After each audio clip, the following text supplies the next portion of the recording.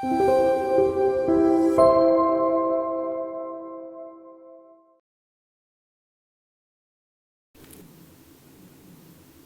그런데 그 늦은 비 성령이 시기적으로 언제쯤 내리는가? 이게 많은 사람들이 궁금한 문제입니다. 우리가 정확하게 답을 할 수는 없지만 이 성경과 여러 영감적인 서적들을 통해서 제가 정리를 좀 이렇게 해봤습니다.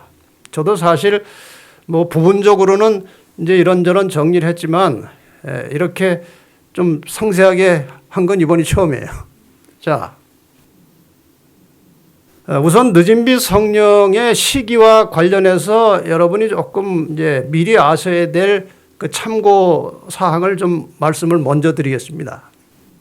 첫째로 이 늦은 비 성령은 종말의 시대에 내리는 것이기 때문에 그 시기를 늦은 비 성령의 시기를 연구하려면 종말에 있을 예언적 사건들을 살펴봐야 됩니다. 그래야 상당히 근접한 답이 나와요. 그 다음에 두 번째로 특히 다니엘서 8장 9장에 예언된 2300주야 예언을 해석해 보면 그 2300주야가 맞춰지는 해는 1844년인데 그때로부터 구원받을 성도들을 확정짓는 재림전 심판이 시작됐다는 사실을 알아야 돼요. 많은 분들이 이 다니엘서 8장 9장에 나오는 이 재림전 심판에 대해서 또 1844년을 해석하고 적용하는 것에 대해서 반론을 많이 제기합니다. 그렇지 않다고. 제가 그렇게 반론을 제기하는 분들에게 이런 부탁을 해봤습니다. 그러면 당신이 2300주에 해석하는 것을 나한테 좀 보여주고 가르쳐 주십시오. 아무도 그렇게 하지 못합니다. 그냥 해놓은 것을 비판은 하는데 한번 해서 답을 달라고 하면은 못합니다. 그러나 우리가 성소에 대한 깊은 지식과 통찰을 통해서 1844년에 성소가 정결해짐으로 그 성소 정결이 의미하는 하나님의 심판이 시작되었다는 것입니다. 그래서 이 1844년은 예언상에 나타나는 2300주야가 끝나는 1844년은 예언상에 나타나는 마지막 연대이기 때문에 그 이후로는 언제라도 예수님이 재림할 수 있는 시기입니다. 더 이상 정해진 연도가 나오지 않아요. 그러니까 1844년 이후로는 언제라도 재림이 가능한 시기에 우리가 살고 있는 것입니다. 그러니까 늦은 비 성령은 1844년과 예수 재림 그 사이에 일어나는 사건입니다. 맞습니까? 그건 정확한 겁니다. 그 사이에요. 그리고 이것은 또 하나의 상당히 중요한 이슈입니다.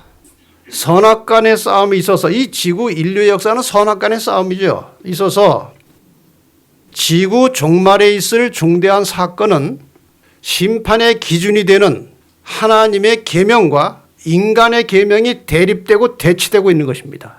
이게 굉장히 중요한 이슈예요. 이것이 충돌하고 대립하는 것입니다.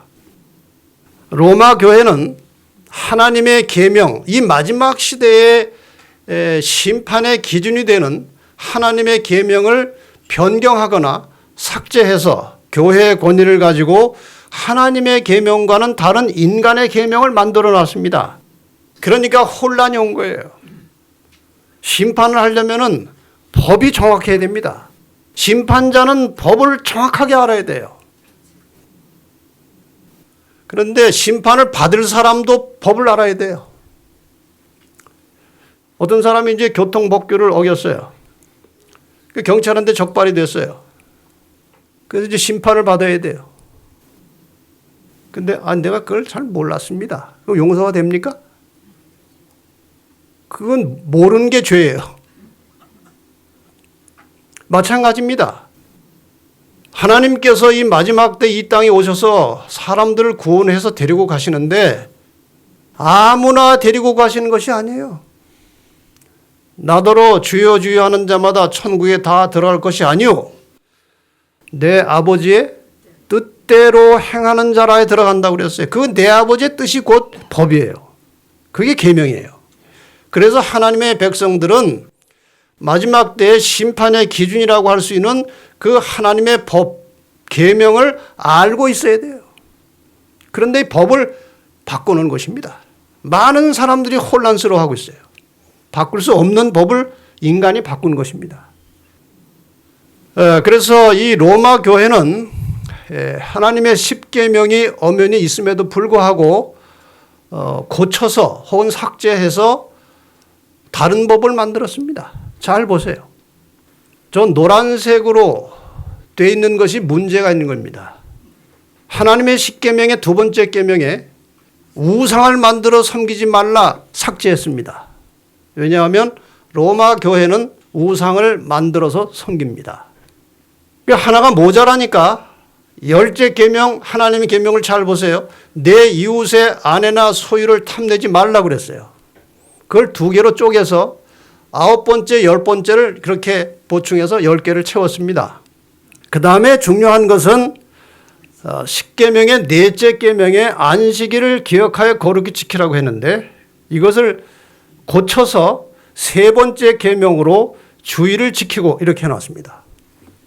자, 어디에 맞춰야 됩니까?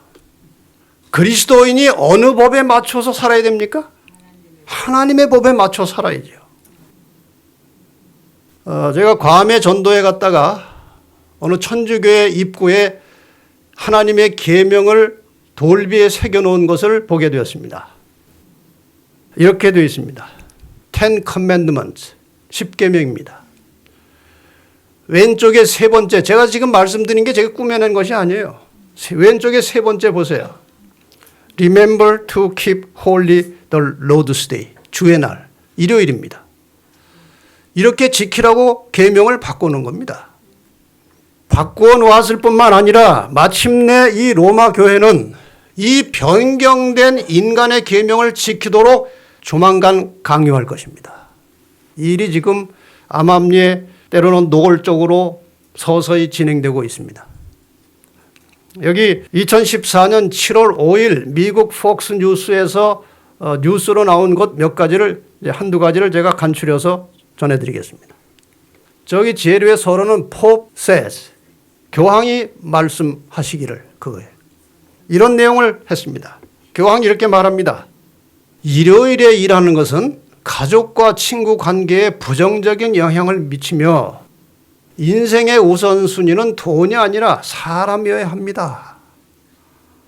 좋은 말이죠.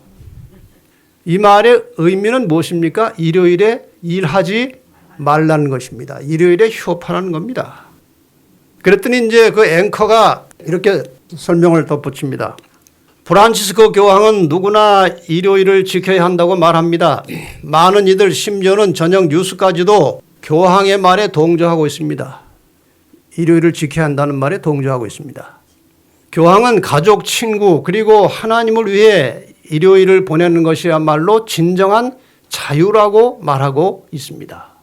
다시 말해 주중 내내 일하고 일요일에도 일하는 것은 삶에 부정적인 영향을 미친다는 것입니다. 지금은 아주 우회적으로 신사적으로 말합니다. 그러나 언젠가는 이것을 국가적인 법으로 만들어서 강요할 때가 서서히 다가오고 있습니다. 지금 미국에서 나온 책 중에 Sunday is coming, 일요일이 오고 있다, 이런 책들이 많이 나옵니다. 그게 바로 그 말이에요. 일요일을 강제로 휴업시키는 일이 곧 벌어질 것이라는 그런 내용입니다. 자, 이렇게 해서 일요일 강제 휴업 법령을 만들어서 시행할 경우에 어떤 일이 벌어질 것인가? 이런 기록이 있습니다. 매우 임박한 큰 쟁점, 이 큰 쟁점은 일요일 법령을 강요하는 것입니다. 일요일 휴업 법령을. 큰 쟁점이 하나님께서 지정하지 않으신 자들을 제거할 것이며 그분은 늦은 비로 말미암아 준비된 순결하고 진실하며 거룩한 봉사를 하게 하실 것이다. 말이 좀 어렵습니다만 설명을 드리겠습니다. 이 일요일 법령이 강요되고 일요일 외에 다른 날 예배를 못하게 하도록 법적인 조치가 시작되면 하나님의 계명을 따라서 제7일 안식일을 지키고 있는 자들에게는 반드시 핍박이 오게 되어 있습니다. 여러분, 썬데이 로라고 하는 것은 일요일 휴업법이 아니고 일요일 법이에요. 그 법에는 여러 가지 조항이 있을 거지만 일요일 외에 다른 날 예배하는 것을 서서히 금지시키는 겁니다. 이렇게 되면 그 금지한 법을 따르지 않고 계속해서 하나님의 계명을 따라서 안식일을 지키고 있는 사람들은 국가적 핌에 의해서 제재를 받고 핍박이 오게 되어 있습니다. 계시록 13장의 예언에 의하면 매매를 못하게 한다고 그랬어요. 못 살게 하는 것입니다. 사단의 대리자들로부터 새로운 활기가 흘러나와서 우리가 아직 깨닫지 못한 세력과 함께 일할 것이다. 온 세상이 힘을 모아서 우리가 미처 생각지도 못한 힘들이 같이 동조해서 하나님의 백성들을 핍박할 것이라. 그러므로 위로부터의 새로운 능력, 그게 늦은비 성령입니다. 이 하나님의 백성을 사로잡아야 하지 않겠느냐. 결국 이 마지막에 살아남을 하나님의 신실한 백성들은 늦은비 성령의 역사에 동참해야 한다는 것입니다. 이건 선택사항이 아니고 필수 조건이에요.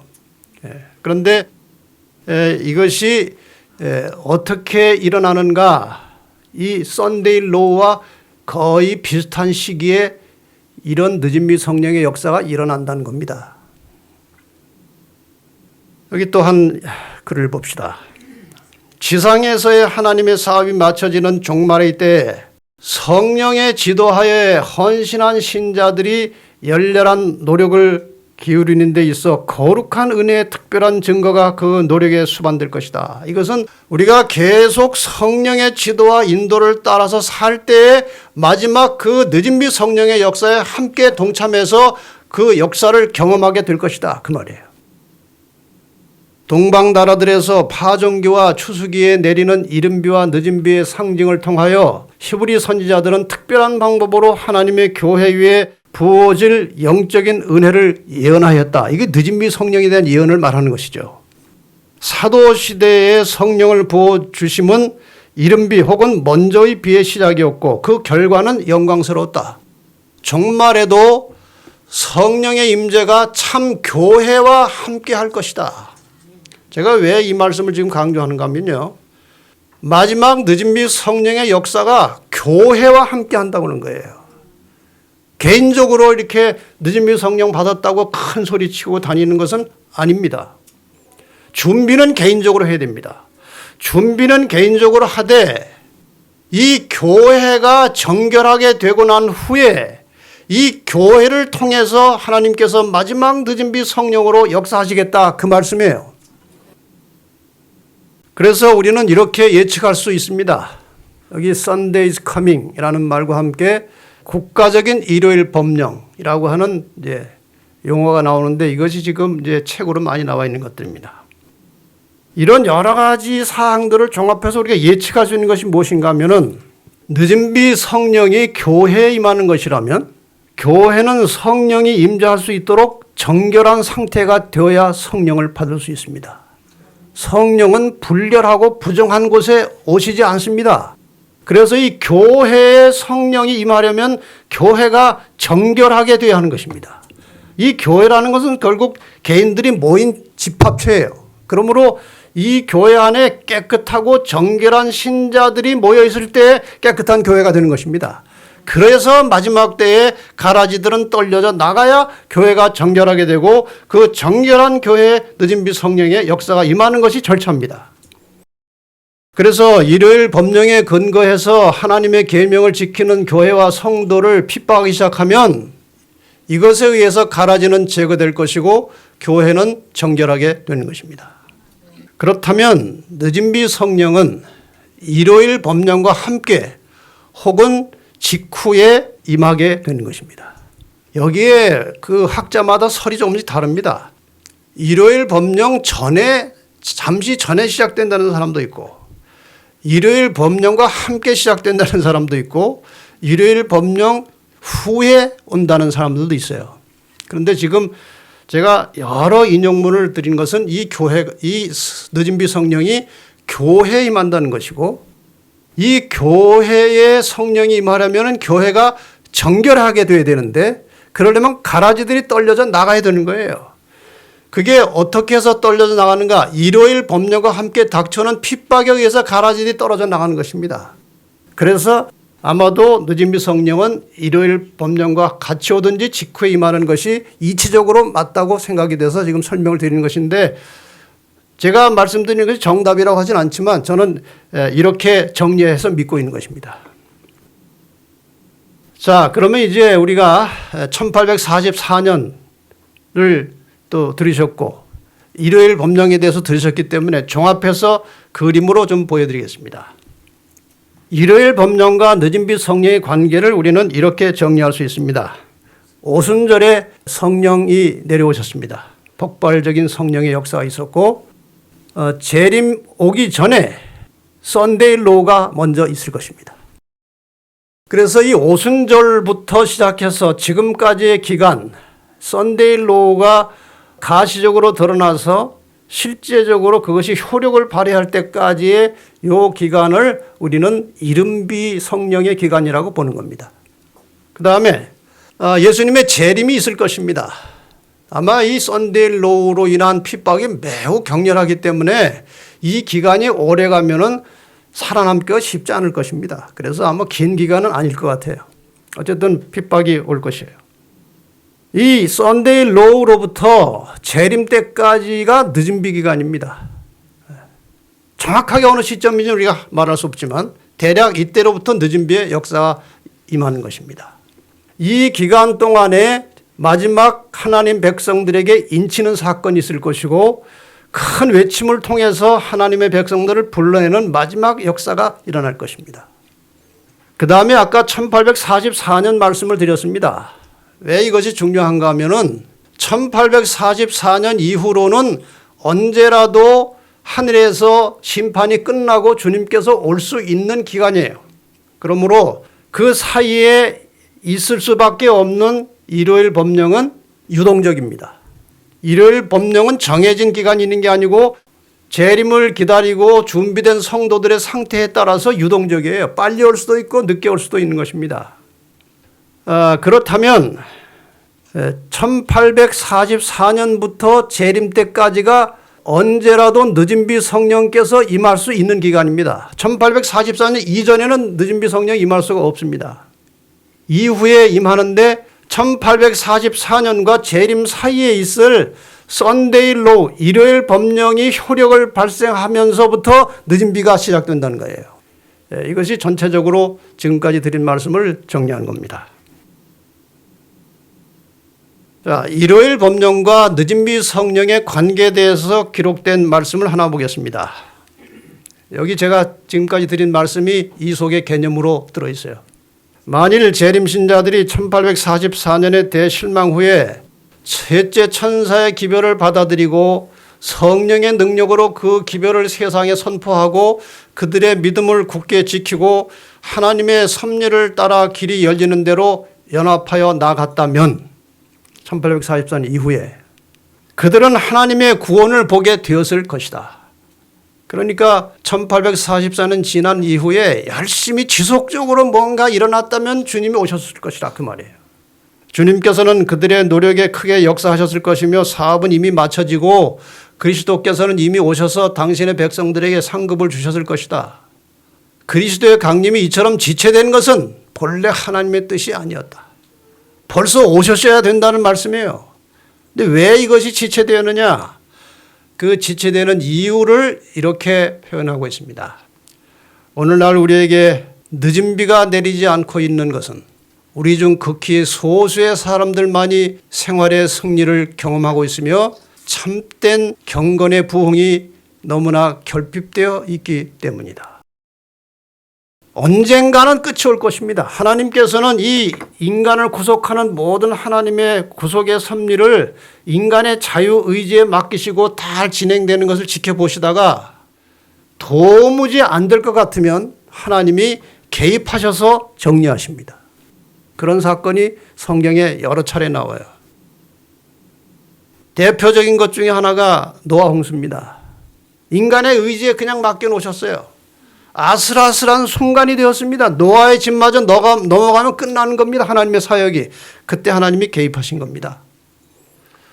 종교 암흑 시대로 온 세상이 암흑천지가 됐어요. 성경은 덮어지고 진리는 다 어디로 흩어져 버리고 아슬아슬한 때 하나님께서 종교 개혁을 일으키셔서 성경을 밝히 드러내시는 것입니다.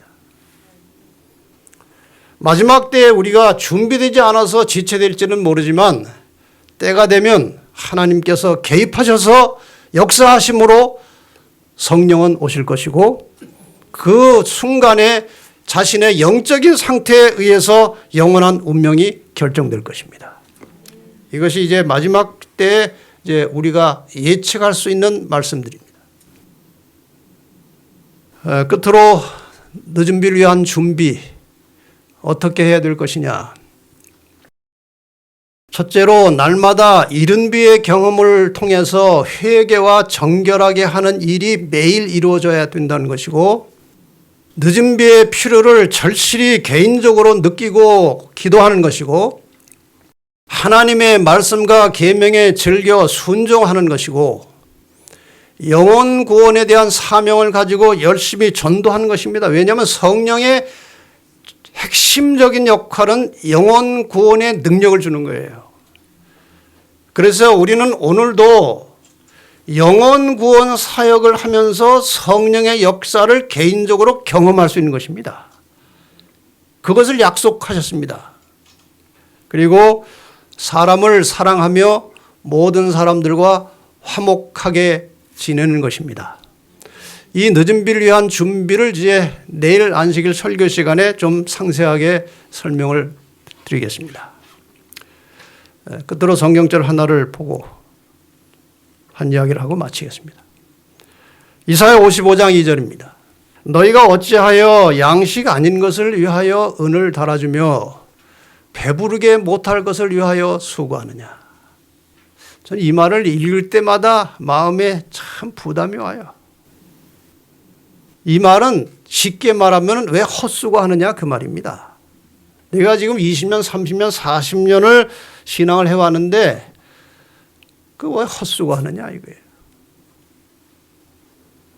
왜 그렇게 뭐가 잘 이루어지지 않느냐 그 말이에요. 나를 청종하라. 내 말대로 살라 이 말이에요. 자꾸 네 생각 섞지 말고 나를 청종하라. 내 말대로 살아봐라. 그리하면 너희가 좋은 것을 먹을 것이며 너희 마음이 기름진 것으로 즐거움을 얻으리라. 어떤 의사가 한국의 의사가 미국에 이민을 갔습니다. 열심히 노력해서 그 좋은 머리로 좋은 능력으로 기술로 유명한 암 전문 의사가 되었습니다. 아주 신실한 신앙을 가진 사람이었습니다. 그런데 이제 돈도 많이 벌고 명성도 있고 하면서 서서히 신앙이 식어진 거예요. 근데 어느 날 서산에 넘어가는 해를 보면서 옛날 생각이 떠올랐어요. 자기가 어릴 때 아버지는 6.25 때 일찍 돌아가시고 어머니와 둘이서 모자원에서 살았습니다. 6.25 전쟁 직후에 우리나라 여기저기 모자원이라는 게 있었어요. 아버지 없는 아이와 남편 없는 어머니가 사는 모자원이 있었어요. 옛날에 저희 살던 집 옆에도 가까이 모자원이 하나 있었어요. 근데 이 어머니가 늘 이제 생계를 해야 되기 때문에 시장에 장사를 하러 나갑니다.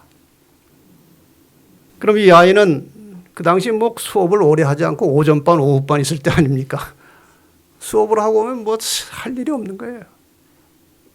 그러니까 이제 밖에 나가서 구슬치기, 딱지치기를 하는데 이 아이가 머리가 좋아가지고 같이 구슬치기, 딱지치기를 하면서 다 따먹는 거예요. 그래가지고 나중에 그 같이 하던 아이들이 다 잃어요. 그러면 이제 이쪽에 주머니에 가득 구슬을 담고 딱지를 담고 이래가지고 이제 근데 다 땄는데 이 아이들은 이제 잃었으니까 다 자기 집으로 들어가는 거예요. 자기 엄마한테 가서 이제 밥 먹으려고. 근데 이 아이는 엄마가 아직 안 온 겁니다. 그 시간에. 집에 가야 먹을 것도 없고. 그래서 그 어린 나이에 그때 초등학생 때라고 그래요. 먼 산을 바라보면서 저 아이들은 다 잃고도 갈 곳이 있는데 나는 다 땄는데도 갈 곳이 없구나.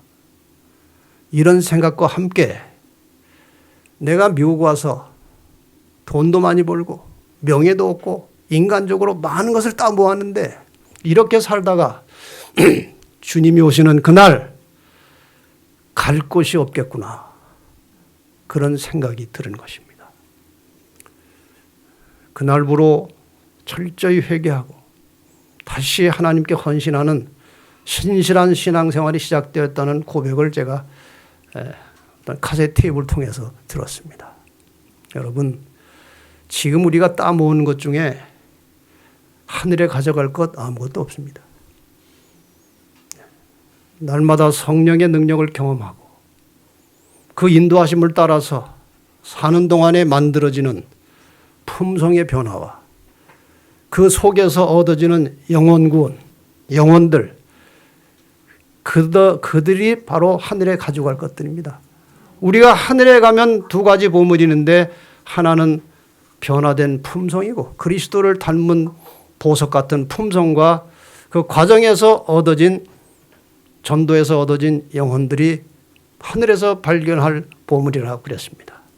여러분, 나를 청정하라. 헛수고하지 말고 하나님 뜻대로 성령의 인도하심을 따라서 사시기를 바랍니다. 다시 한번 말씀드립니다. 오직 성령의 충만을 받으라. 말씀을 마치겠습니다. 우리가 예수를 믿고 구원받은 이후에 우리의 모든 인생을 주관하시고 지도하시는 성령의 역사를 소홀히 생각하고 때로는 무시하고 외면한 채 살아왔던 우리의 죽은 신앙을 용서하여 주시고 회복시켜 주시옵소서. 하루하루 순간순간 사는 동안에 너희 안에 성령이 없으면 그리스도인이 아니라고 하는 사실을 잊어버리지 말게 하시고 우리의 모든 인생과 하는 모든 일들이 약속하신 성령의 지도와 인도를 따라서 이루어지게 하시고 열매 맺는 인생이 되게 하여 주시옵소서. 우리의 품성이 나날이 주님을 닮기를 원합니다. 그런 열매를 만들어 주시옵소서. 우리의 삶을 통해서 다른 영혼들도 하나님께로 인도되고 구원받게 되는 성령의 역사가 나타나기를 원합니다. 그런 열매를 저희들에게 주시옵소서. 오늘 이 저녁에 성령 충만한 삶을 마음에 결심하고 성령이 오신 것에 대하여 기쁜 마음으로 성전을 떠나가는 우리 모든 사랑하는 가족들에게 순간순간 성령의 역사가 충만히 임하여 주시기를 예수님의 이름으로 간절히 기도하옵나이다. 아멘.